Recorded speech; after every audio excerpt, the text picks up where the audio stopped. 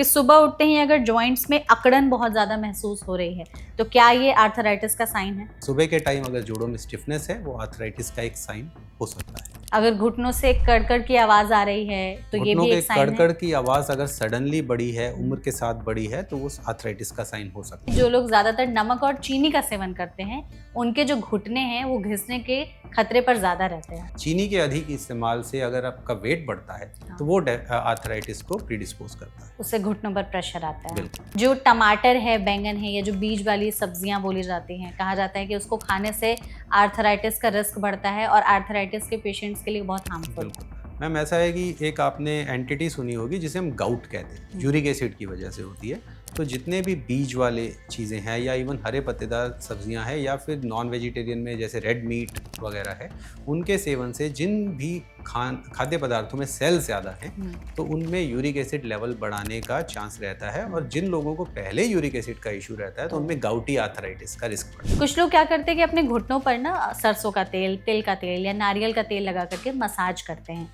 ये सारी चीजें इफेक्टिव होती हैं दर्द को कम करने में? कुछ हद तक यस।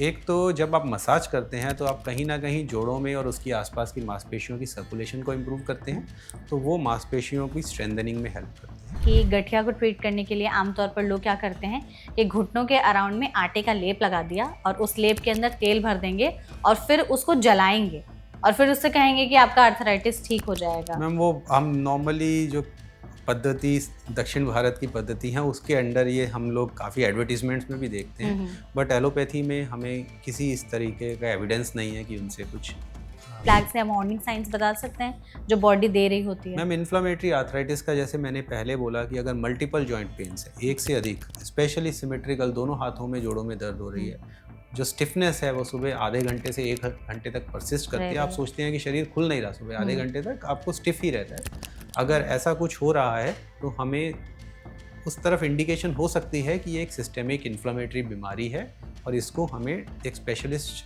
कंसल्टेशन की ज़रूरत है। खाने की भी कुछ ऐसी चीज़ें हैं जो हड्डियों को ज़्यादा घिसाती हैं जिसकी वजह से खराब करती हैं? रेड मीट अगर कंज्यूम करते हैं तो उसको कम करें, अल्कोहल की और शुगर की कंजम्पशन को कम करें और कुछ हद तक पल्सेस और ग्रीन लीफी वेजिटेबल्स की कंजम्पशन को भी मॉडरेट करें। आर्थराइटिस हो जाता है तो कुछ लोगों को लगता है कि ये चीज़ें तो कभी नहीं कर पाएंगे, जैसे नीचे कभी ज़मीन पर नहीं बैठ पाएंगे, घुटने मार करके या पलाथी मार के नहीं बैठ पाएंगे, इंडियन टॉयलेट का इस्तेमाल नहीं कर पाएंगे। तो सच्चाई है इस बात में? मैम डेफिनेटली अगर किसी चीज़ से आपके सिम्टम बढ़ रहे हैं तो मैं उसको डिस्करेज करूँगा। इट इज़ नॉट कि you can not do it, मैं इसको इस तरह से फ्रेम करूँगा, यू शुड नॉट डू। हाँ, आपको नहीं करना चाहिए, नहीं करना चाहिए, तो। ताकि हम ये चाहेंगे कि आप अपने नेचुरल जॉइंट से लंबा समय निकाल सके, रेदर देन कि हम तो ज़मीन पे बैठेंगे बट चाहे उसकी वजह से जोड़ जल्दी खराब हो।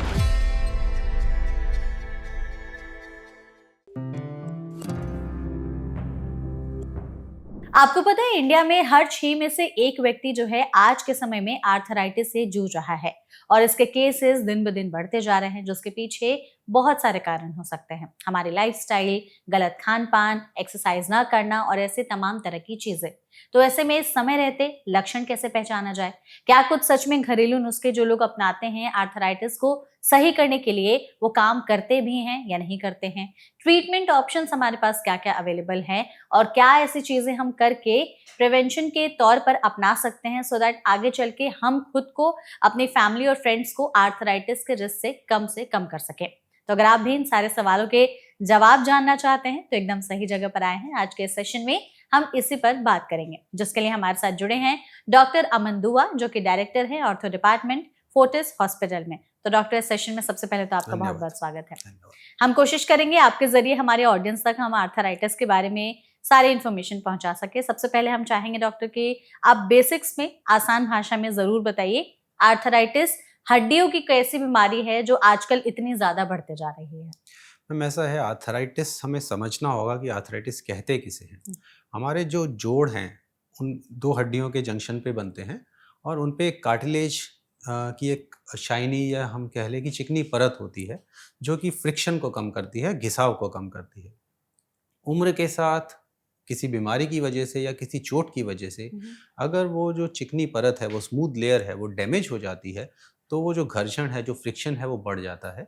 वही पेन, वही साउंड और वही आगे चल के डिस्कम्फर्ट करता है। को रिजल्ट करता है, तो हम उसे ही आर्थराइटिस कहते हैं। ठीक है, हमारे पास ना कुछ लिस्ट ऑफ सिम्टम्स हैं, हम आपसे एक-एक करके पूछेंगे, आप प्लीज़ बिल्कुल। बताइएगा कि क्या ये जो है लक्षण आर्थराइटिस के हो सकते हैं या नहीं। सबसे पहले है कि सुबह उठते ही अगर जॉइंट्स में अकड़न बहुत ज़्यादा महसूस हो रही है, तो क्या ये आर्थराइटिस का साइन है? मैम, मैं आपके इस सवाल के आंसर से पहले ही, उत्तर से पहले ही एक चीज़ क्लैरिफ़ाई करूँगा कि हाँ, मेजॉरिटी सिम्पटम्स जो हम डिस्कस करेंगे वो आर्थराइटिस का साइन हो सकते हैं, बट वो ज़रूरी नहीं कि सिर्फ़ आर्थराइटिस में ही हो। कोई और बीमारी के भी कोई हो और सकता बीमारी है। भी हो सकती है। तो हाँ, आपके पहले सवाल का उत्तर यही है कि हुँ। सुबह के टाइम अगर जोड़ों में स्टिफनेस है, वो आर्थराइटिस का एक साइन हो सकता है। अगर घुटनों से कड़-कड़ की आवाज़ आ रही है, तो ये घुटनों भी के एक साइन है? कड़-कड़ की आवाज़ अगर सडनली बढ़ी है, हुँ। उम्र के साथ बढ़ी है, तो वो आर्थराइटिस का साइन हो सकता है। ठीक है। कुछ लोग होते हैं जो कुछ ठंडा खा लेते हैं या एसी में रहने लगते हैं, तो उनके घुटनों का दर्द ज़्यादा बढ़ने लगता है। तो क्या ये भी एक शुरुआती संकेत ये है? बिल्कुल जोड़ों की बीमारी का एक साइन हो सकता है। ओके। और अगर घुटनों में अचानक से बहुत ज़्यादा तकलीफ होने लग रही है या दर्द होने लग रहा है, जो पहले नहीं होता था, तो ये भी एक है अगर लक्षण? ये सडन पेन बढ़ता है, ये दर्द बढ़ता है बिना किसी चोट के, हुँ। तो ये आर्थराइटिस का साइन हो सकता है। कुछ लोगों को सीढ़ी चढ़ने में काफ़ी ज़्यादा परेशानी होने लगती है। पहले वो चढ़ लेते थे आराम से, अब उन्हें 2-3 सीढ़ियाँ चढ़ने में भी तकलीफ हो रही है। अगर किसी यंग लोगों में ये साइन आने लगा है, हुँ, हुँ। तो वो आपके लाइफ़स्टाइल या मसल इम्बैलेंस का भी साइन हो सकता है, बट उम्र के साथ हुँ, हुँ। एजिंग पॉपुलेशन में जब ये सीढ़ियों चढ़ने का सिम्पटम अराइज़ होने लगे, तो वो आर्थराइटिस का साइन है। कुछ लोगों के साथ ये भी दिक्कत होती है कि उनके ना पैर में क्रैम्प्स होने लगते हैं, खास करके जब वो सोने जाते हैं तो, कि ऐसा लगता है कि पैर में बहुत ज़्यादा पेन हो रहा है, पैर झटका मार रहा है। जब तक कोई मसाज ना करे, थोड़ा-सा दबा ना दे या उस पे कुछ भारी चीज़ ना रख दें, उन्हें आराम नहीं आता। तो ये भी कहा जा मैम, सकता है क्रैम्प्स आर्थराइटिस? डायरेक्टली आर्थराइटिस से रिलेटेड नहीं होगा। हुँ, हुँ। उसके लिए कोई मेटाबॉलिक चीज़ें जैसे calcium deficiency, vitamin D deficiency, वो ज़्यादा बड़े कारण कारण रहेंगे है। As compare to arthritis. अगर पहले जो इंसान था वो नॉर्मल उठ जा रहा था, बैठ जा रहा था, जैसे ज़मीन पर पालथी मार करके, लेकिन अब उसको उसी काम में बहुत ज़्यादा परेशानी हो रही है, दर्द हो रही है, वो बैठ नहीं पा रहे हैं या उठ नहीं पा रहे हैं, बिना किसी सहारे के, तो ये भी एक शुरुआती संकेत है? ये हो सकता है, बट मैं फिर इसमें एक बार वही चीज़ रिपीट करूँगा कि हुँ, हम जितने भी साइन्स और सिम्पटम्स डिस्कस कर रहे हैं, जिनको भी हम इस डिस्कशन में लेके आ रहे हैं, हुँ, हुँ। जब आर्थराइटिस से मसल वीकनेस होने लगती है, उससे स्टिफनेस होता है, तो उन सब से ये सिम्पटम्स या साइन्स हमें दिखने लगते हैं। सूजन भी होने लगती है क्या बिल्कुल डॉक्टर? होती है। तो ये पैरों में ही सूजन दिखाई देती है या पैरों की पूरे बजाय बॉडी में? जिस जोड़ में हमें सिम्पटम्स आ रहे हैं, हुँ, हुँ। जैसे घुटने का अगर आर्थराइटिस है, तो घुटनों में अगर सूजन बढ़ रही है, या रिस्ट या हाथों का आर्थराइटिस है, तो हाथों में सूजन बढ़ रही है, वो एक साइन हो सकता है। ठीक है। कई बार ऐसा भी होता है क्या कि सिर्फ़ जैसे अगर दोनों घुटने ना हो करके एक ही घुटने अफ़ेक्टेड हो डेफिनिटली, या एक ही हाथ इट का इज़ रिस्ट श्योरली अफ़ेक्टेड हो? पॉसिबल। ये भी हो सकता है कि सिर्फ़ एक ही हाथ में या एक ही बिल्कुल हो घुटने में सकता है, लक्षण आ रहे हैं बिल्कुल तो? हो सकता है। कितने दिनों तक इस तरह के लक्षण दिखाई दे तो हमें समझ जाना चाहिए कि ये आर्थराइटिस के संकेत हैं? मैम, ऐसा है, टिपिकली एक्यूट अगर कोई भी सिम्पटम 2 से 3 हफ्ते तक है, तो हम उसे मसल पेन या फिर कह लें कि रिएक्टिव पेन की तरह कंसीडर करते हैं। बट हुँ, जब पेन 1 महीने से ऊपर लास्ट करने लगे, तो हुँ। हमें आर्थराइटिस का रूल आउट करना चाहिए। करना चाहिए। इसके अलावा कुछ ऐसे क्लासिकल सिम्पटम्स आर्थराइटिस के जो आप हमें ऑडियंस को बताना चाहेंगे? मैम, पहले मैं ये बताना चाहूँगा कि आर्थराइटिस एक बहुत ही ब्लैंकेट टर्म है। हुँ, आर्थराइटिस हम जो उम्र के साथ घिसाव होता है, जिसे हम ऑस्टियोआर्थराइटिस या उम्र का गठिया कहते हैं, हुँ, उसे भी हम आर्थराइटिस कहते हैं। हुँ। दूसरा आर्थराइटिस जो हम अपने यहाँ पे साधारण भाषा में और हमारे अनफॉर्चुनेटली हमारे देश में बहुत कॉमन है, जिसे गठिया बाई या रिमेटॉइड आर्थराइटिस कहा हाँ, जाता है। तो हमें दोनों में डिफरेंशिएट करने की ज़रूरत है। ज़रूरत है। हुँ, जो एजिंग का आर्थराइटिस है, जिसे ऑस्टियोआर्थराइटिस है, वो वियर एंड टियर की बीमारी है। वो उम्र मतलब के साथ जोड़ों का जो घिसाव होता है, जैसे आपकी गाड़ी का टायर समय के साथ घिसेगा, घिसेगा। तो सिमिलरली आपके जो जोड़ों की जो लाइनिंग है, वो समय के साथ घिसेगी। हुँ, तो उसकी वजह से जब जोड़ डैमेज होंगे, तो हम उसे ऑस्टियोआर्थराइटिस कहते हैं। ठीक है। बट जो रूमेटॉइड आर्थराइटिस या हम इन्फ्लेमेटरी आर्थराइटिस, एक ब्लैंकेट टर्म है, उसके अंदर बहुत से आर्थराइटिस के टाइप्स हैं। जुवेनाइल रूमेटॉइड आर्थराइटिस है, जो बच्चों में होती है। हुँ, रूमेटॉइड आर्थराइटिस है, जो प्राइमरीली 30s में फीमेल्स में स्टार्ट होती है। सिमिलरली एंकालोजिंग स्पॉन्डिलाइटिस है, जो हमारे देश में एक बेल्ट है, स्पेशली ईस्ट की तरफ, उनमें बहुत कॉमन है। हुँ। ये एक ऑटो इम्यून डिजीज़ है, बॉडी की अपनी ही रिएक्शन अपनी कार्टिलेज के अगेंस्ट होती है। अच्छा। तो जो सिम्पटम्स हम जो सिम्पटम डिस्कस करते हैं, हुँ, हुँ। जो एज का गठिया है, वो मेनली दर्द के साथ प्रेजेंट करेगा। धीरे धीरे स्वेलिंग होगा, धीरे धीरे, but the onset is slow, धीरे धीरे ऑनसेट होगा। जो इंफ्लेमेटरी आर्थराइटिस है या रूमेटॉइड आर्थराइटिस है, वो टिपिकली सिमेट्रिकल जॉइंट पेन, दोनों हाथों में हाथ सूज रहे हैं, सुबह के टाइम उठते हैं तो 1 घंटे से अधिक हमारे जोड़ सूजे हुए हैं, हाथों में भी दर्द हो रहा है, घुटने में भी दर्द हो रहा है, एंकल में भी दर्द है, कंधों में भी है, शोल्डर में भी है। तो इस तरह से ये सारे जो इन्फ्लेमेटरी आर्थराइटिस है वो इस कैटेगरी।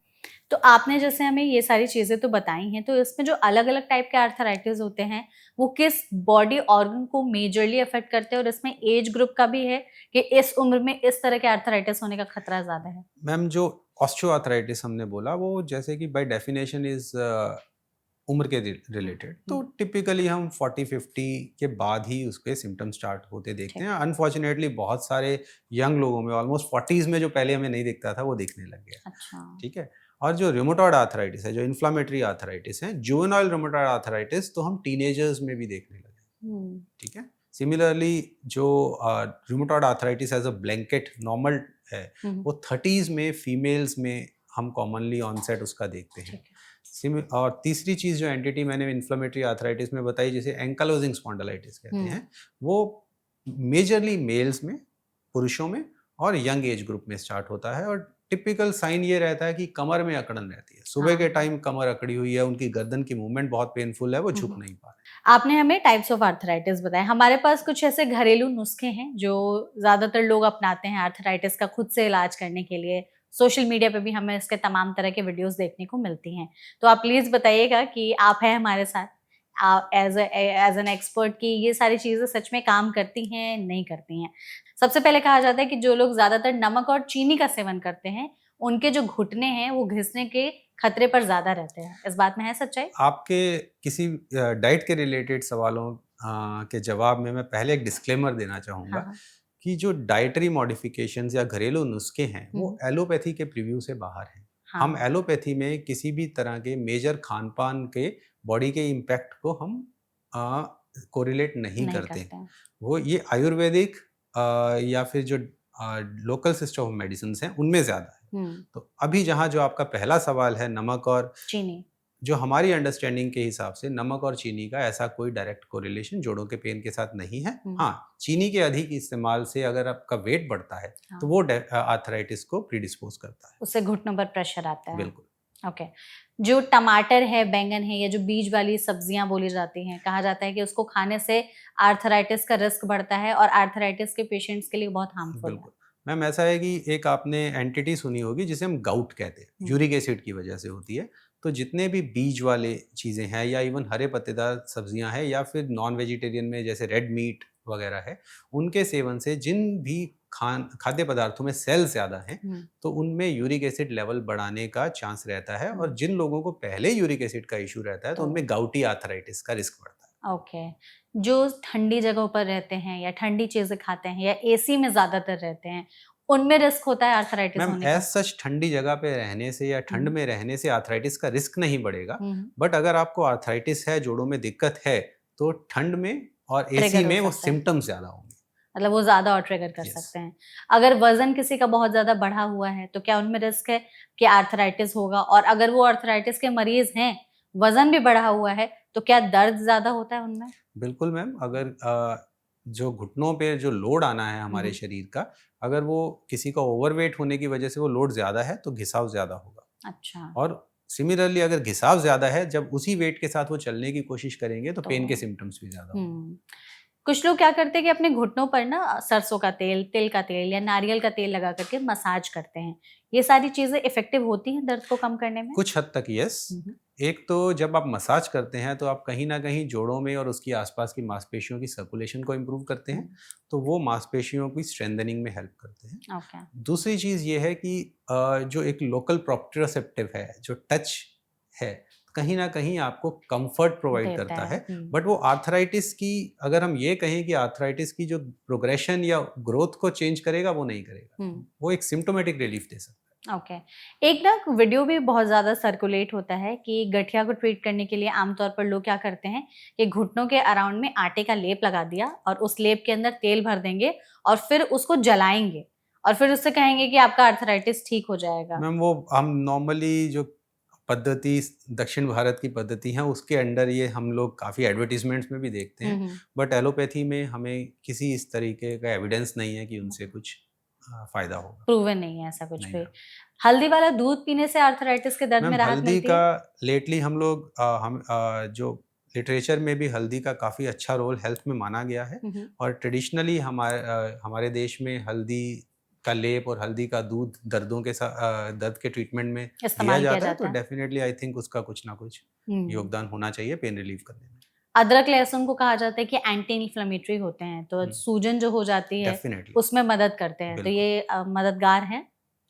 अगर एंटी इन्फ्लेमेटरी इन चीज़ों में इफेक्ट है मैम, देखिए जितनी हम दवाइयाँ भी एंटी इन्फ्लेमेटरी देते हैं कहीं ना कहीं नेचुरल सोर्सेज से ही ली जाती है। हाँ। तो अगर उन फूड प्रोडक्ट्स में एंटी इन्फ्लेमेटरी इफेक्ट है, तो वो डेफिनेटली सिम्टम्स को और दर्द को कम करने में योगदान देगा। इस्तेमाल करेंगे। कुछ ऐसे लोग हैं इसमें ये भी एडवाइस देते हैं कि अगर आपको गठिया है, घुटनों में दर्द रह रहा है, तो आप ठंडे पानी से मत नहाइए, गर्म पानी से नहाना मैम शुरू वो कर दीजिए। सिम्टोमेटिक है। हाँ। गर्म पानी में नहाने से आपको वो मांसपेशियों में नरमी आएगी, आपको हम्म। सिम्टम्स कम होंगे, पेन कम होगा। ओके। और वो जो सिकाई करते हैं वहां पर गर्म पानी से, उससे भी मैम जब भी हम गर्म पानी से सिकाई करते हैं तो उस एरिया की ब्लड सप्लाई इंप्रूव हो जाती है। ब्लड सप्लाई इंप्रूव होती है तो जो पेन करने वाले हमारे केमिकल्स हैं बॉडी में, वो जल्दी उस एरिया से ड्रेन हो जाते हैं। साथ ही में जब भी मसल्स वार्म होती हैं तो वो ज़्यादा सॉफ्ट होती हैं, ज़्यादा प्लायबल होती हैं। तो इसलिए डेफिनेटली गर्म पानी का सेक, गर्म पानी को किसी भी फॉर्म में आप यूज़ कर रहे हैं, मॉइस्ट शीट यूज़ कर रहे हैं, तो वो हेल्पफुल रहता है सिम्टम्स को कम करने में। कुछ ऐसे मिथ्स जो आपने सुने हो अपने पेशेंट से या आसपास के ऐसे रोजमर्रा के कामों के दौरान कि हाँ ये गठिया के इलाज के लिए लोगों ने किया है, जो आप हमारी मतलब ऑडियंस को बता करके ये क्लियर करना चाहेंगे, ऐसा कुछ नहीं होता? मैम ऐसा है कि बहुत से ऐसे मिथ्स और फैक्ट्स हैं और हम किसी के बिलीफ को चैलेंज भी नहीं करना चाहेंगे, बट मैं एक ये कहना चाहूँगा कि गठिए का ट्रीटमेंट, स्पेशली जो इन्फ्लामेटरी आर्थराइटिस, जो गठियाबाई का ट्रीटमेंट, उनमें काफ़ी डेवलपमेंट हो चुकी है मेडिकल ट्रीटमेंट में। सो रेदर देन कि हम घर की पद्धति से या फिर हम आयुर्वेदिक मेडिसिन से, वो भी आयुर्वेदिक में कुछ लोग तो हैं जो क्वालिफाइड हैं, हाँ। कुछ लोग हैं जो पुड़िया बांध के आपको दे रहे हैं, हमें पता नहीं कि क्या दवाइयाँ दे रहे हैं। तो हमें उन चीज़ों को प्रिवेंट करना है, और अगर हम सही समय पे उनको डिटेक्ट करके, उनको डायग्नोस करके कि किसी को रिमोटॉइड आर्थराइटिस है या एंकलोजिंग स्पॉन्डिलाइटिस है, हम सही समय पे उसकी ट्रीटमेंट स्टार्ट कर सके, तो हम डिजीज़ के प्रोग्रेशन को दवाइयों से ही काफ़ी हद तक कंट्रोल कर सकते हैं। तो बहुत से लोकल मिथ्स रहते हैं, बट मैं ये फिर भी कहूँगा कि साइंटिफिक एविडेंस, अर्ली डायग्नोसिस, सही समय पे उसकी पहचान हो जाए, तो उस पे फोकस रहना चाहिए। अगर सही समय पर पहचान करना है तो आप हमें कुछ ऐसे रेड फ्लैग्स या वार्निंग साइंस बता सकते हैं जो बॉडी दे रही होती है? मैम इन्फ्लामेटरी आर्थराइटिस का जैसे मैंने पहले बोला कि अगर मल्टीपल जॉइंट पेन्स है, एक से अधिक, स्पेशली सिमेट्रिकल, दोनों हाथों में, जोड़ों में दर्द हो रही है, जो स्टिफनेस है वो सुबह आधे घंटे से 1 घंटे तक परसिस्ट करती है, आप सोचते हैं कि शरीर खुल नहीं रहा, सुबह आधे घंटे तक आपको स्टिफ ही रहता है। उसके अलावा एज ऑफ ऑनसेट, जैसे मैंने बोला 30s में या 20s में किसी को पेन स्टार्ट हो रही है। साथ ही में जो रिमोटॉइड आर्थराइटिस है बहुत सारे सिस्टेमिक फीचर्स के साथ भी प्रेजेंट करता है। कईयों को स्किन में नोड्यूल्स बनते हैं, स्किन पे लीजन्स आते हैं।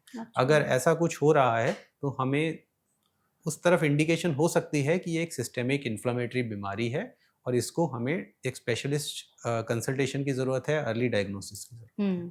टेस्ट भी कुछ ऐसे होते हैं हड्डियों से रिलेटेड जो कि हमें खुद से भी कराने चाहिए अवेयरनेस के लिए, या इतना जानने के लिए कि हमारी बॉडी कहीं ये तो नहीं इशारा कर रही है कि आर्थराइटिस है? मैम एक्चुअली हमारे देश में ऑलरेडी लोग बहुत सारे टेस्ट अपने आप कराते हैं। हाँ। तो मैं उनको एनकरेज नहीं करूँगा, क्योंकि कहीं ना कहीं हम आजकल देखेंगे तो online blood test, health packages के फॉर्म में, हाँ। और काफ़ी सारे टेस्ट, उनमें से हम कहें तो किसी काम के नहीं होते। तो मुझे लगता है कि और एक जो हम लोग नोटिस करते हैं कि एक थोड़ा-सा ये कह लें कि लोगों को अगर टेस्ट नॉर्मल आते हैं तो कहीं न कहीं लोग डिसअपॉइंट होते हैं कि पैसे भी लग गए और कुछ आया भी नहीं। जबकि उनको खुश होना चाहिए। खुश होना चाहिए। तो अल्टीमेटली मैं ये कहूँगा कि टेस्ट कौन से चाहिए और कौन से नहीं चाहिए, ये आप स्पेशलिस्ट के ऊपर छोड़ें। ठीक है। क्योंकि आप कई बार पैसे उन चीज़ों पे बर्बाद करेंगे जिनका कोई सिग्निफिकेंस नहीं है आपके डायग्नोसिस में। तो आप उस चीज़ पे माइज़र हो जाएँगे जब एक्चुअली उस चीज़ की ज़रूरत पड़ रही है। तो अपने आप किसी टेस्ट में ना पड़ें। अगर आपको कोई सिम्पटम्स हैं तो स्पेशलिस्ट से कंसल्ट करें कि कौन से टेस्ट आपके लिए उचित है। क्योंकि गठिए के कई टेस्ट आते हैं वो जो काफ़ी एक्सपेंसिव होते हैं। अच्छा। तो हम वो स्ट्रेट अवे, मैं उनका नाम भी नहीं लेना चाहूँगा क्योंकि लोग कराने फिर अपने आप लगेंगे। कराने लगेंगे। अगर उनमें से कुछ पॉजिटिव आता है तो हमें अकेला एक टेस्ट की वैल्यू को भी लेके नहीं चलते, हमें एक सीरीज ऑफ टेस्ट या एक ग्रुप ऑफ टेस्ट चाहिए होता है कि हमें ट्रीटमेंट स्टार्ट करना है या नहीं करना है। ठीक है। तो इसमें मैं यही रिकमेंड करूंगा कि अपने डॉक्टर से, अपने स्पेशलिस्ट से इसके बारे में डिस्कस करें। तो लोग कौन से होते हैं जो ज्यादातर रिस्क पर होते हैं कि हाँ इनमें आर्थराइटिस होने के चांसेस ज्यादा हैं? मैम, अगर हम इन्फ्लेमेटरी आर्थराइटिस की बात कर रहे हैं तो उनमें अगर कोई फैमिली हिस्ट्री है पेरेंट्स में, तो एक कई लोग हम पूछते हैं तो कहते हैं मेरे पेरेंट्स के, मेरे फादर के भी घुटने में दर्द है या मदर के, वो टिपिकली ऑस्टियोआर्थराइटिस होगा। वो ज़रूरी नहीं है कि इन्फ्लेमेटरी आर्थराइटिस या गठियाबाई। अगर किसी के पेरेंट्स में इस तरह की मल्टीपल जोड़ों में पेन की हिस्ट्री है, जिनका कूला भी खराब हो गया, घुटना भी खराब हो गया, बाकी जोड़ों में भी दर्द है, तो कहीं ना कहीं they are at increase risk. उनको रिस्क, क्योंकि ये कई बार हेरिडिटरी होता है, जीन्स में होता है, जेनेटिक है। तो उनमें अगर किसी को फैमिली हिस्ट्री है मल्टीपल जॉइंट पेन्स की, तो वो कहीं ना कहीं गठियाबाई के रिस्क में आते हैं। खाने की भी कुछ ऐसी चीजें हैं जो हड्डियों को ज्यादा घिसाती हैं, जिसकी वजह से खराब करती हैं? मैम, एज सच नहीं, बट खाने की चीज़ों में कुछ डेफिशिएंसी की वजह से, जैसे आजकल कैल्शियम और विटामिन डी के ऊपर बहुत जोर है, तो हमारी डाइट्स में प्रोटीन और कैल्शियम एज सच बहुत ही डेफिशिएंट है। कम है तो काफी। अगर मान लीजिए कि हम मेनली कार्बोहाइड्रेट बेस्ड डाइट ले रहे हैं, प्रोटीन की इंटेक बहुत कम है, तो बोन्स को वीक करेगी। सिमिलरली कैल्शियम अगर हमारी डाइट में बहुत कम है तो वो बोन्स को वीक करेगा। उसके अलावा जब डाइट की बात करते हैं तो एज सच कोई भी डाइटरी प्रोडक्ट जोड़ को घिसाने का काम नहीं करता है। बट जैसे यूरिक एसिड का हमने पहले भी डिस्कस किया कि अगर किसी को यूरिक एसिड बड़े हुए हैं और उसकी वजह से सिम्टम हो रहे हैं, टिपिकली यूरिक एसिड का जो गाउट का आर्थराइटिस है उसका सिम्टम ये रहता है कि सडनली रात को ठीक सोए थे, सुबह उठे एंकल सूजा हुआ है, एकदम लाल है, बहुत दर्द हो रही है, घुटना सूजा हुआ है, एकदम लाल है, हम सोच रहे हैं कि इन्फेक्शन तो नहीं हो। कई बार गाउट इस तरीके से प्रेजेंट करता है। ओके। तो इन केसेस में हमें मेडिसिन स्टार्ट करने से पहले, ऑब्वियसली एक्टिव स्टेज में, जब एक्यूट स्टेज है, सडनली दर्द बढ़ गया तो हम दर्द की दवाइयाँ देंगे। बट यूरिक एसिड, कई लोग हम देखते हैं कि यूरिक एसिड की दवाइयाँ बड़ी जल्दी शुरू कर लेते हैं। उससे पहले हमें डाइटरी मॉडिफिकेशन करनी है।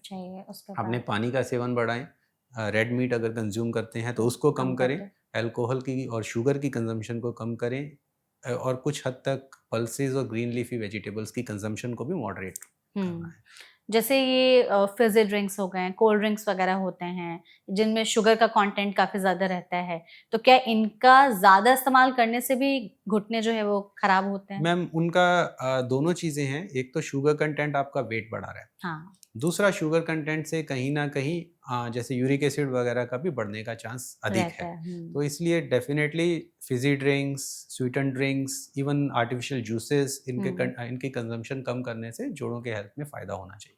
और जो लोग लंबे समय तक पेन किलर्स का इस्तेमाल करते हैं, अगर दवाइयाँ बहुत खा रहे हैं या ऐसे मेडिकेशंस पे हैं कि लंबे समय तक स्टेरॉइड्स ले रहे हैं, तो क्या उनमें रिस्क होता है कि आगे चल के आर्थराइटिस होगा? मैम, स्टेरॉइड्स एज सच उनका एक अपना बहुत बड़ा एंटी इन्फ्लेमेटरी और पेन किलर इफेक्ट होता है स्टेरॉइड्स का। तो हम काफ़ी बार ये देखते हैं कि लोगों के जोड़ खराब भी हो रहे होते हैं, बट फिर भी वो स्टेरॉइड पे हैं तो उनको बहुत समय तक दर्द का पता नहीं लगता। तो जैसे हम अगर स्टेरॉइड के साथ कोरिलेट करें तो एक एंटिटी होती है जिसे हम एवेस्कुलर नेक्रोसिस कहते हैं। जो हिप का जो बॉल है, हिप कूले की गेंद है, उसकी ब्लड सप्लाई बंद हो जाती है, जिसकी वजह से कूले का बॉल डैमेज हो जाता है। अच्छा। तो उस केसेस में हमें टोटल हिप रिप्लेसमेंट या सर्जरी की आवश्यकता होती है। और एक बड़ा कारण उस चेंज का, एवेस्कुलर नेक्रोसिस का, स्टेरॉइड इंटेक है। कितने समय तक? मैम, ये हर पेशेंट के लिए अलग हो सकता है। अच्छा। बट जैसे कई लोग गठिए के लिए स्टेरॉइड बड़े लंबे समय से ले रहे हैं तो उनको एवियन हो सकता है। कईयों को कोई रेस्पिरेटरी एस्थमा या ऐसा है जिसकी वजह से बहुत लंबे समय तक स्टेरॉइड ले रहे हैं। किसी को आंखों की कोई दिक्कत है जिसकी वजह से उनको लंबे समय तक स्टेरॉइड का सेवन करना पड़ रहा है, तो उनको डेफिनेटली अगर जोड़ों का, स्पेशली कूल्हे की दर्द का स्टार्टिंग होती है तो एवेस्कुलर नेक्रोसिस कंसीडर करना चाहिए, तो तुरंत अलर्ट हो जाना चाहिए। बिल्कुल। ट्रीटमेंट ऑप्शंस क्या क्या है हमारे पास आर्थराइटिस? क्योंकि घरेलू नुस्खों पर तो हम लोगों ने बात कर ली, एक्चुअल ट्रीटमेंट के क्या क्या हमारे पास ऑप्शंस है कि अगर डॉक्टर ने कह दिया कि हाँ आपको आर्थराइटिस है ही, तो क्या दवाइयाँ होंगी, सर्जरी हो गया, या क्या होती हैं चीजें? मैम, ऐसा है कि एक स्पेक्ट्रम है। हर आर्थराइटिस में सर्जरी की जरूरत नहीं है और हर आर्थराइटिस में पैनिक होने की भी जरूरत नहीं। मैंने जैसे बताया कि सबसे पहली जो ज़रूरी चीज़ है लाइफस्टाइल चेंजेस। हम बहुत सारे जो हमारे यंग कोलीग्स हैं यंगस्टर्स हैं, जो आईटी जॉब्स में हैं, स्टूडेंट्स में हैं, जिनका बैठने का काम है, पहला सबसे इम्पोर्टेंट चीज़ है कि अपना लाइफस्टाइल चेंज करें, ठीक है। अपनी जो लेवल ऑफ एक्टिविटी बढ़ाएं। हम्म। ठीक है, उससे क्या होगा कि जो मांसपेशियों का लचीलापन है वो बना रहेगा। सिमिलरली जैसे मैंने स्पेशली स्टूडेंट्स और आईटी वर्कर्स के लिए इसलिए बोला क्योंकि हम देख रहे हैं कि उनको चलने में उतनी दिक्कत नहीं होती, बट सीढ़ी चढ़ने उतरने में या बैठ के उठने में दिक्कत होती है, क्योंकि लंबे समय तक बैठने की वजह से जो हमारी नी कैप है उसके पीछे की कार्टिलेज सॉफ्ट होने लगती है। अच्छा। हम उसे कॉन्ड्रोमलेशिया पटेला कहते हैं। हम्म। सो मैं उनको रिकमेंड करूंगा कि पहले एक्टिविटी मॉडिफाई करें, हर थोड़े समय बाद उठ के स्ट्रेचिंग करें, ताकि मांसपेशियों पे लोड ना लचीलापन बना पड़े। रहे और कार्टिलेज पे लगातार प्रेशर ना बना रहे।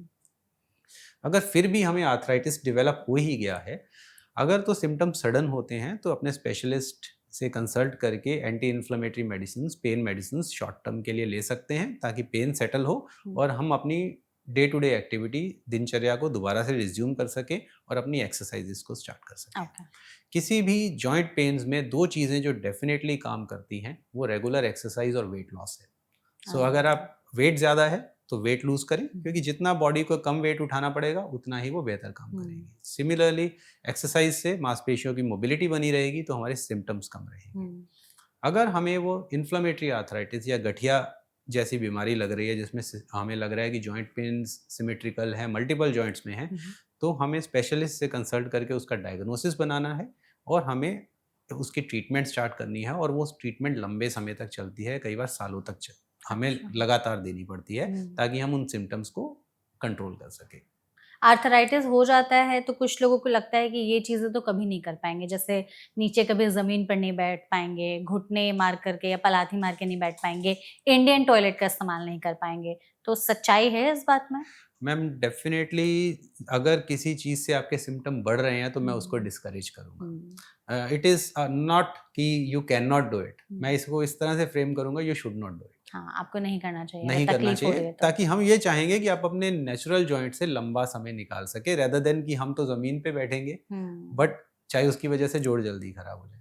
सो जब अगर किसी एक्टिविटी में, किसी चीज़ को मना नहीं कर रहा हूँ, बट अगर हमें लग रहा है कि एक पर्टिकुलर एक्टिविटी में हमारा पेन बढ़ रहा है या हमारे सिम्टम्स बढ़ रहे हैं और उसकी वजह से हमें पेन मेडिसिन की ज़रूरत पड़ रही है, तो उसे हमें कम करना है, जितना ज़रूरी है उतना करना है। आपने पहले अपने पिछले सवाल में दर्द की दवाइयों के बारे में एक क्वेश्चन रेज़ किया था। अनफॉर्चुनेटली हमारे यहाँ पे कोई भी दवाई ओवर द काउंटर मिल जाती है, कोई वो restrictions बहुत नहीं ही बुरी बात है। आप कभी भी दर्द की दवाइयाँ अनप्रेस्क्राइब्ड ना लें, क्योंकि लंबे समय तक दर्द की दवाइयाँ लेने से हमारी किडनीज़ पे एक हार्मफुल इफ़ेक्ट होता है। हम बहुत बार देखते हैं जब लोग हमारे पास सर्जरी के लिए आते हैं, तो जब हम ब्लड टेस्ट कराते हैं, वो सालों से दर्द की दवाइयाँ लेने से उनकी किडनी पहले ही डैमेज हो चुकी होती है। अच्छा। सो इस चीज़ के बारे में केयरफुल रहें। So regular exercise, weight loss, अगर आर्थराइटिस है उसकी प्रॉपर ट्रीटमेंट, एक्यूट सिम्टम्स जब अचानक से दर्द के सिम्टम बढ़ जाएं, उस समय में हमें एंटी इन्फ्लेमेटरी। यंग लोगों में अगर इस तरह से पेन होता है, तो कई बार वो कार्टिलेज डिफेक्ट्स या मेनिस्कल टीयर्स होते हैं, जिनको हम या तो फिजिकल थेरेपी से या फिर जिसे हम आर्थ्रोस्कोपी, दूरबीन से ऑपरेशन, साधारण भाषा में एक छोटी सर्जरी से उन चीज़ों को, लिगामेंट्स या जो मेनिस्कस है उनकी सर्जरी करके हम उनको नॉर्मल अपने एक्टिव रूटीन में भेज सकते हैं। जब आर्थराइटिस बहुत बढ़ जाता है और बोन ऑन बोन, हड्डी के साथ हड्डी का घर्षण होने लगता है, उस केस में हमें सर्जरी का, जिसे हम जॉइंट रिप्लेसमेंट कहते हैं, वो ऑप्शन भी हमारे पास अवेलेबल है। हमें ये बताइए डॉक्टर कि अगर किसी को आर्थराइटिस हो गया है तो उसको ठीक करने के लिए या उसके इलाज में लाइफस्टाइल मॉडिफिकेशंस कब चाहिए होती हैं, दवाइयों का सहारा कब होता है और कब ऐसी नौबत आ जाती है कि इन सब के बावजूद सर्जरी करनी पड़ती है? मैम आर्थराइटिस को हम 4 श्रेणियों में, ग्रेड 1, ग्रेड 2, ग्रेड 3, ग्रेड 4 करके क्लासीफाई करते हैं। जहाँ तक लाइफस्टाइल चेंजेस का सवाल है, लाइफस्टाइल चेंजेस चारों ग्रेड में काम करेंगे। आपको वेट रिड्यूस करना है, रेगुलर एक्सरसाइज करनी है, वो चाहे स्टेज 4 भी होगा उसमें भी हेल्प करेगा। जहाँ तक मेडिकेशंस का सवाल है, मेडिकेशंस 2 तरह की हैं, एक तो पेन की मेडिसिन हैं, दूसरे न्यूट्रास्यूटिकल्स हैं। मैं इसमें गठिए की बात नहीं कर रहा हूँ, क्योंकि गठिए में तो दवाई हमें चारों ग्रेड में ही ज़रूरत पड़ेगी, गठिया बाई में। बट अगर हम एज रिलेटेड आर्थराइटिस, ऑस्टियोआर्थराइटिस की बात कर रहे हैं, उसमें स्टेज 1, स्टेज 2 में हम कुछ न्यूट्रास्यूटिकल्स अवेलेबल होते हैं, जो कि दिए जाते हैं, क्योंकि यंग पेशेंट रहते हैं, आपको कुछ समय बाय करना होता है उनकी डेफिशिएंसी स्टेट्स को कवर करने के लिए। और बट फिर भी उनमें मेजर रोल वेट रिडक्शन और एक्सरसाइज का ही रहेगा। उसके बाद ग्रेड 2 ग्रेड 3 में कुछ इंजेक्शंस रहते हैं, जिनको हम ग्रीजिंग इंजेक्शंस या विस्को सप्लीमेंटेशन वगैरह वो हम यूज़ करते हैं, बट उनका भी शॉर्ट टर्म इफेक्ट ही रहता है और सिलेक्टेड पेशेंट्स में ही हम यूज़ करते हैं। ठीक है। पर जब आर्थराइटिस ग्रेड 4 हो जाता है, मतलब कार्टिलेज की पूरी लेयर लूज हो चुकी है और उसकी वजह से पेशेंट को कॉन्स्टेंटली अपनी डे टू डे एक्टिविटी में पेन का सामना करना पड़ रहा है, उसकी वजह से पेशेंट ने अपनी जिसे कह लें कि वे ऑफ लिविंग चेंज करना शुरू कर दिया। मुझे मॉल जाना, मैं नहीं जाता कि नहीं पेन होगा, मुझे सीढ़ी चढ़नी पड़ेगी वहाँ पे, मैं जाना उस जगह पे बंद कर देता हूँ। इन केसेस में सर्जरी एक बहुत अच्छा ऑप्शन है। जो जॉइंट रिप्लेसमेंट है उनमें बहुत डेवलपमेंट हो चुकी हैं, रिजल्ट्स भी जो बिल्कुल सर्जरी के बाद के रिजल्ट और लॉन्जिविटी, सर्जरी की लाइफ दोनों काफ़ी इम्प्रूव हो चुके हैं। चुकी है। तो सर्जरी के बाद कुछ ऐसे रिस्ट्रिक्शंस होते हैं जो उसके बावजूद भी आर्थराइटिस के मरीज नहीं कर सकते हैं? मैम जैसे मैंने पहले बोला, कुछ चीज़ें होती हैं जो हम कहते हैं you should not not do it, तो वही रेस्ट्रिक्शंस जैसे ज़मीन पे बैठना, वही एक है जो हम मना करते हैं। अदरवाइज आप अपनी नॉर्मल लाइफ की सारी चीज़ें, सीढ़ी चढ़ना हो, साइकिल चलाना हो, आप सब कुछ कर सकते हैं। अगर सर्जरी हो गई है तो फिर उसको पूरी तरह से ठीक होने में, रिकवर होने में कितना समय लगता है? मैम सर्जरी जो कॉमन आर्थराइटिस के लिए हम सर्जरी करते हैं वो हिप आर्थराइटिस और नी आर्थराइटिस के लिए करते हैं। इंडिया में 90 to 95% सर्जरीज नी आर्थराइटिस के लिए होती है, क्योंकि हिप आर्थराइटिस एक्चुअली हमारे देश में या तो रिमोटॉइड गठियाबाई या फिर एवेस्कुलर नेक्रोसिस की वजह से होता है, और वो यंग पेशेंट्स होते हैं, ज़्यादा होता है। ठीक तो old patient, primary osteo arthritis, age related जो जोड़ खराब होते हैं वो कूला फॉर्चुनेटली इंडिया में काफ़ी कम है। हमारे यहाँ नी का आर्थराइटिस एज के साथ जो होता है वो काफ़ी ज़्यादा देखा जाता है। तो लोगों में सर्जरी के बारे में भी बहुत से मिथ रहते हैं कि हमारे फला ने कराया था, वो चल नहीं पाया। अगर हम केयरफुली सर्जरी प्लान करते हैं और बाकी चीज़ों को रूल आउट कर लेते हैं कि किसी को कोई और दिक्कत तो नहीं है जिसकी वजह से नहीं चल पा रहा है, कि अकेला ये नहीं है कि जोड़ खराब है तो उसी वजह से नहीं चल, तो अगर हम सही पेशेंट सिलेक्शन के बाद और सही तरीके से वो प्रोसीजर होता है तो पेशेंट की मोबिलिटी नेक्स्ट स्टेज से स्टार्ट हो जाती है। अच्छा। जैसे हम आज ऑपरेट करते हैं तो अगले दिन ही पेशेंट वॉशरूम तक अपने आप सपोर्ट के साथ जा सकते हैं। अरे वाह। और अगर हम एक जनरल लें, क्योंकि हर पेशेंट की जो रिकवरी होगी, पेन टॉलरेंस होगी, वो अलग अलग होगी, बट इन नटशेल 1 से 1.5 महीने में लोग अपने नॉर्मल रूटीन में काफ़ी हद तक वापस चले जाते हैं। सपोर्ट छोड़ देते हैं 1.5 महीने तक, लोग ड्राइविंग 1.5 महीने के आसपास स्टार्ट कर लेते हैं। बट रिकवरी, क्योंकि कोई भी 10 दिन या 1 महीने के दर्द पे रिप्लेसमेंट नहीं कराता है, लोगों को सालों से दिक्कत चल रही होती है। तो जो मसल्स की स्ट्रेंथ बिल्डअप होनी है, दैट्स ऑन गोइंग प्रोसेस, वो 1-1.5 महीने में सडनली नहीं होगी। तो रिकवरी ऑलमोस्ट 1 साल तक चलती रहती है, बट आप 1.5 से 2 महीने में आप काफ़ी हद तक अपने पूरे रूटीन, नॉर्मल रूटीन में वापस आ जाते हैं। कॉस्टिंग क्या होती होगी आर्थराइटिस की सर्जरी की? मैम ऐसा है कि इम्प्लांट टू इम्प्लांट भी वेरी करता है, बट रफली पैकेज जो सर्जरी पैकेज हैं, अभी तो गवर्नमेंट ऑफ इंडिया ने जो नी इम्प्लांट्स के ऊपर कैपिंग सीलिंग कर दी है, सो पहले नी इम्प्लांट्स के प्राइजेस बहुत वेरी करते थे। अच्छा। अब ऐसा नहीं है, अब एक स्टैंडर्डाइज्ड प्राइसिंग है, उसकी वजह से काफ़ी इकोनॉमिकल हो गया है। तो नॉर्मली इंश्योरेंस बेस्ड है या गवर्नमेंट पैनल बेस्ड है, जिनमें बहुत कम रेट्स में भी होते हैं, बट रफली 2.5 लाख के आसपास के पैकेज स्टार्ट हो जाते हैं। 2.5 लाख से शुरू हो जाते हैं। तो सर्जरी के बाद घुटने पूरी तरीके से ठीक हो जाते हैं या फिर भी कुछ चांसेस होते हैं? मैम ऐसा है कि देखिए, किसी भी सर्जरी में कॉम्प्लिकेशन का रिस्क रहता है, बट फॉर्चुनेटली ये सर्जरी इतनी ज़्यादा स्टैंडर्डाइज हो चुकी है कि जो कॉम्प्लिकेशन का रिस्क है वो बहुत कम हो गया है। ठीक है। लेकिन अगर सर्जरी के बाद कुछ लोगों को कुछ ऐसे वार्निंग साइंस या रेड फ्लैग्स दिखाई देने लगे तो? मैम इन्फेक्शन का हमें हमेशा डर लगता है। तो हम पेशेंट्स को भी बोलते हैं कि इसके बारे में केयरफुल रहें। अगर सर्जरी के बाद कोई डेंटल प्रोसीजर या यूरिन इन्फेक्शन उनको लग रहा है या शरीर में कहीं भी कोई जख्म है, तो उसको प्रॉम्प्टली ट्रीट करें, क्योंकि वो इन्फेक्शन जॉइंट में ट्रेवल कर सकती है। सिमिलरली जब हम सर्जरी प्लान करते हैं उस समय में भी हम ये सारा वर्कअप कराते हैं ताकि शरीर में कोई इन्फेक्शन ना हो। अगर पेशेंट को डायबिटीज़ है जिसकी वजह से इन्फेक्शन का रिस्क बढ़ सकता है, तो हम डायबिटीज़ को प्रॉपरली कंट्रोल करके तब सर्जरी में जाएं।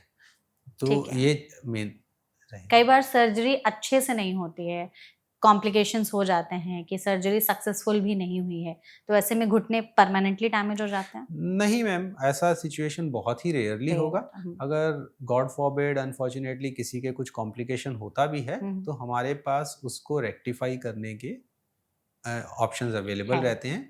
तो सही तरीके से उसको प्लान करके हम पेशेंट की मोबिलिटी काफ़ी हद तक वापस लेके ला आ सकते सकते हैं। डाइट में कुछ ऐसी चीजें हैं कि अगर हम खाने की ये चीजें अपने रोजमर्रा की जिंदगी में शामिल करते हैं तो घुटने घिसने से बच जाएंगे? एज सच मैम, जैसे मैंने बोला कि डाइटरी एलोपैथी और आयुर्वेदिक में दोनों का उसका जो पर्सपेक्टिव है वो अलग अलग है। हम मेनली इसे देखते हैं कि एक बैलेंस डाइट रखें जिसमें न्यूट्रिएंट्स कंप्लीट हैं। प्रोटीन होना चाहिए डाइट में। हमारी डाइट्स अनफॉर्चुनेटली बहुत ही कार्बोहाइड्रेट बेस्ड है, बट प्रोटीन कंटेंट होना चाहिए डाइट में। सिमिलरली जो भी मिल्क प्रोडक्ट्स या कैल्शियम आप जिन सोर्सेज से भी ले सकते हैं, कैल्शियम का होना चाहिए। अगर हम चाहते हैं कि आगे चल करके हमारे घुटने ना घिसे, खराब ना हो, आर्थराइटिस की दिक्कत से बचे रहे, तो अभी से ही अपनी लाइफस्टाइल में क्या बदलाव करना शुरू कर दें, कौन से ऐसे एक्सरसाइज शुरू कर दें और कैसे अपने रोज की जिंदगी को प्लान करें कि आगे चल करके गठिया की बीमारी ना हो? मैम, सबसे ज़रूरी होगा कि अपनी एक्टिविटी, एक एक्टिव लाइफस्टाइल है, रेगुलर एक्सरसाइज करें, कम करें ज़्यादा करें, अपने बॉडी के कंफर्ट के हिसाब से करें। जिस चीज़ में पेन बढ़ रहा है उसे अवॉइड करें, बट एक्सरसाइज करनी है। टिपिकली जब नी की बात करते हैं तो ऑर्डर ऑफ एक्सरसाइज में मैं बेस्ट स्विमिंग को मानता हूँ। स्विमिंग क्योंकि उस पर घुटने पे या किसी भी जोड़ में वेट नहीं आ रहा। Cycling is the second best, क्योंकि स्टिल आप वेट सीट पे जा रहा है, आपके घुटनों पे नहीं आ रहा। उसके बाद ब्रिस्क वॉक और उसके बाद ट्रेडमिल, ये ऐसी सब चीज़ें। उसके बाद आ जाती है वेट रिडक्शन। और वेट रिडक्शन के लिए भी लोग कहते हैं कि हम चल नहीं पाते तो वेट कैसे कम होगा। सो वेट मेनली आपको डाइट से कम करना पड़ेगा। आप अगर 10 किलोमीटर चल के आए और उसके बाद एक समोसा खा लेंगे तो उससे वेट रिड्यूस नहीं होगा। ठीक है, तो आपको अपनी डाइट में इफेक्टिव चेंजेस करने पड़ेंगे वेट को कम करने के लिए। ठीक है। कईयों को ये होता है कि हर चीज़ आपके कंट्रोल में नहीं है। कईयों को बॉडी का जो कह लें कि डायबिटीज़ है या थायराइड की इशू है या कुछ और मेटाबॉलिक इशू है, जिसकी वजह से वो कोशिश के बाद भी वेट नहीं कम कर पा रहे हैं, तो उनको स्पेशलिस्ट से डिस्कस करके उसके बारे में एक स्ट्रक्चर्ड प्लान के अंडर काम करना है। थर्ड, कैल्शियम और विटामिन डी। हम देखते हैं एजिंग पॉपुलेशन में जैसे ही बोन की क्वालिटी ख़राब होती है, छोटी सी इंजरी से भी फ्रैक्चर हो सकते हैं, तो वो अगर वो फ्रैक्चर जोड़ों के पास होता है तो आर्थराइटिस का रिस्क बढ़ा देता है।